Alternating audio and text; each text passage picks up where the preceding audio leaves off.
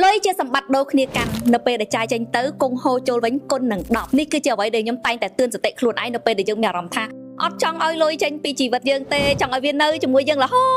តវាមិនអាចទៅរួចចាបងប្អូនចំណាំមើលទឹកកាលណាដែលវានឹងគឺជាទឹកស្អុយលុយដូចចរន្តទឹកចឹងគឺវាមានហូរទៅហូរមកដូរគ្នាកាន់ជាពិសេសបើសិនជាយើងស្រូបទាញលុយអត់បានមានអារម្មណ៍ថាស្រូបទាញពិបាកហ្មងហើយនៅពេលដែលលុយស្រូបទាញបានមកហើយគឺវាចេញទៅអស់ហើយអាចចូលមកវិញវាយឺតដោយសារអីអារម្មណ៍ខ្វះខាតលុយចូលមកអមថាលុយចូលកង់នឹកក្តីមានចំណាយអីត្រូវចាយតែងតែគិតថាអត់ចង់ឲ្យលុយនឹងចេញអានេះគឺជាអារម្មណ៍ខ្វះខាតមួយដែលធ្វើឲ្យយើងស្រូបទាញលុយអត់បានដូចខ្ញុំចឹងលុយ10ដុំនេះគឺជាលុយតំណាងដែលត្រូវចែកបូនណោះពាក់កណ្ដាលឆ្នាំអញ្ចឹងខ្ញុំអត់មានអារម្មណ៍ថាខ្ញុំស្ដាយលុយនឹងចង់យកលុយនឹងទៅទិញមាសឬក៏ទៅទិញដីអីផ្សេងអត់ទេគឺខ្ញុំសប្បាយខ្ញុំសុំមនុស្សរីករាយមែនតើខ្ញុំដូចស្មាតទោសដូចវាថាចេះដែលឃើញអត់មនុស្សចង់តែឲ្យចេញទៅវាថាលុយនឹងចង់ឲ្យពួកគាត់យកទៅ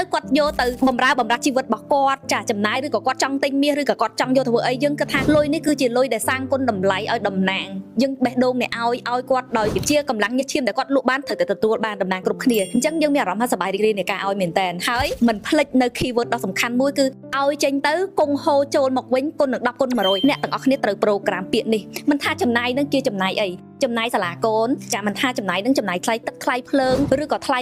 ស្អីផ្សេងបង់បុគ្គលិកឬក៏ផលិតផលអីទេត្រូវអ្នកសមមនុស្សរីករាយនឹងការចាយតែកុំភ្លេចប្រូក្រាមឲ្យវាហូរចូលមកវិញព្រោះលុយស្រឡាញ់អ្នកណាដែលស្រឡាញ់លុយដូចគ្នាតែមិនមែនស្រឡាញ់បែបខាត់ខាំងណាស្រឡាញ់បែបឲ្យសេរីភាពទៅនឹងលុយអញ្ចឹងចូលបងប្អូនចាំថាចាប់ពីថ្ងៃនេះតទៅរាល់ការចំណាយរាល់ការចាយមិនថាការចាយវានឹងជាពិសេសការចាយវាដែលចាំបាច់មិនថាច្រើនប៉ុណ្ណាអ្នកចាយដោយភាពរីករាយឲ្យគេទៅមានសេរីភាពហើយទៅដោះកូនដោះចៅកើតកូនកើតចៅហើយហូរត្រឡប់មកវិញចាឲ្យសេដ្ឋកិច្ចចរន្តសេដ្ឋកិច្ចដើរចាឲ្យជីវភាពអ្នកដែលទទួលលុយនឹងទទួលបានភាពរុងរឿងកុំថ្កើងអញ្ចឹងនេះហើយគឺជានិយមន័យនៃលុយនៅពេលដែលយើងចាយដោយសមមនុស្សរីករាយនេះហើយគេហៅថាបេះដូងនៃភាពស្ដុកស្ដំ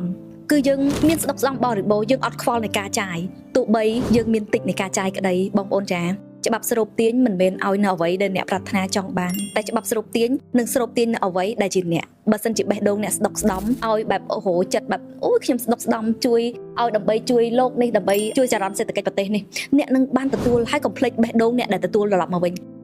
ញបែបទ្វេគុណចាបើមិនជឿអ្នកសាកមើលថាពីមុនធ្លាប់តែចាយបានលុយហើយចង់ឃុំឃាំងលើកនេះអត់ឃាំងទេចំណាយដែលត្រូវចាយខ្ញុំចាយព្រឹសដោយបេះដូងសមមនុស្សរីករាយដោយការជួយឧបត្ថម្ភលោកនេះអ្នកនឹងឃើញលុយក្នុងហោប៉ៅរបស់អ្នកចូលមកបែបប្លែកជាងមុន